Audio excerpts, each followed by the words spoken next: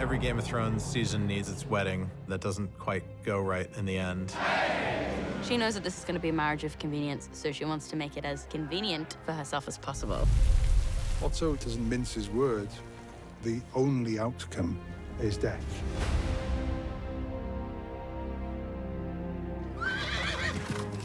We allude to Lady Rhea all through the season, and so it felt like a good way to meet her was literally just before we kill her. There was this line in the book that always fascinated me.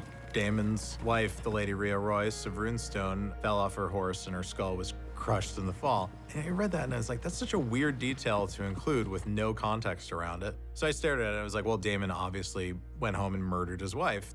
And we made a whole little short film story about it. We liked this idea that she was actually a tough woman, no nonsense, who wasn't as Daemon described her, but probably just somebody that just didn't really like Daemon. What will you do now? We never know whether Daemon went there to kill his wife or not. And that's what Matt plays so interestingly. You never know what's going on in Daemon's head, yet you believe him when he makes split-second decisions and goes for something. I think he just takes advantage of an opportunity. He's about to walk away at the end, and then she throws the final insult his way, and then he finishes it off. Viserys has decided he's just got to marry Rhaenyra off. Dare I say it is a matter of taste? I prefer roast duck to goose.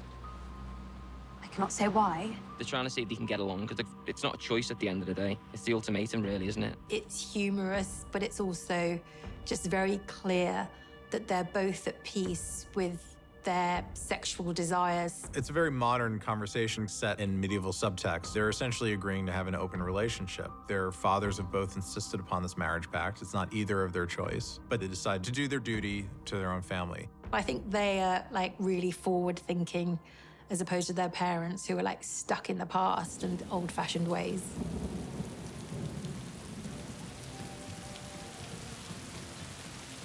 The time is coming, Alicent.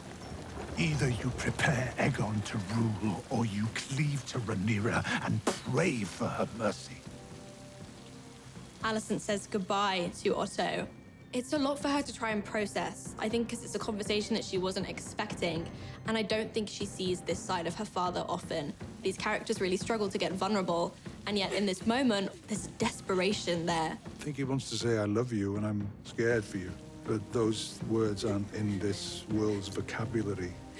As much as she doesn't want him to leave, at this point she trusts Viserys' word, she trusts Rhaenyra's word more than anything else. That duty part of her mind is saying, this is the right thing, you know, this is what needs to happen. When Otto leaves, she's ultimately completely alone, and that's when she has to dig deep and find out what she's truly made of. This episode is her coming out. Otto challenges her. Who are you going to be with me not here to guide your way? On the very same night your father was dismissed, the Grand Maester delivered a tea to the princess's chambers. Tea? Yes. Sometimes that's what it takes, anger and betrayal, and then people rise out of the ashes of that and know who they are. Alicent, I think, snaps. She realizes she's been lied to by Rhaenyra and decides to make a statement about where her allegiances are. Alicent doesn't like to be observed. She is the observer, but she comes in and she holds the room. For once, she looks like the queen. Rebellious, strong, powerful, dressed in green, owning it for the first time in her life. I'd like to see how many people pick up on the color green and its meaning. Even though we explain it, I think it's also quite a subtle statement that's being made. The beacon on the high tower.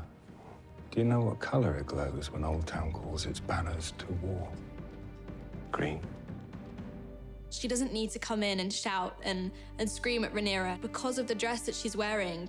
That says enough. She is a Hightower through and through. She's representing her father. This is her saying, screw all of you. I know the truth and I know where I stand.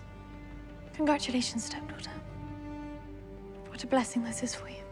The fun of that sequence is playing on the audience's expectations of a Game of Thrones wedding and knowing that these things tend not to go well. From the very first frame of that wedding, setting up all the dynamics going on in that room, really paying off all of the things we've been building to at this halfway point in the season. And you just don't know where the explosion is going to come from, and then it comes from the most unexpected place when Kristen Cole finally just snaps. It's a scene of chaos and anger unleashed. All the people at the top table who have been trying to control their kids and manipulate them.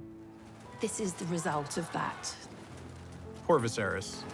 So many times in the show, you see he has these grand plans, you know, his tournament, his hunt, and they just don't come to fruition the way that he wants them to.